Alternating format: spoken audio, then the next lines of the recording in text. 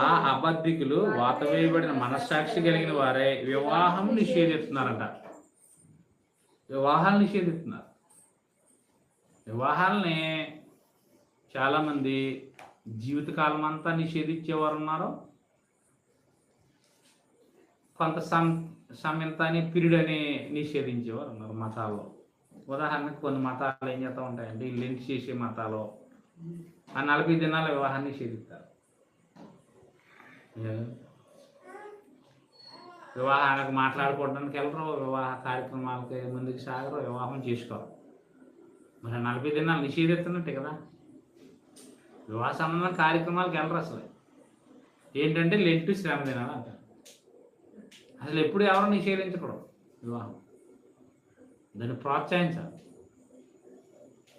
క్రీస్తువు కలవరి శిలువ గురించి త్యాగం గురించి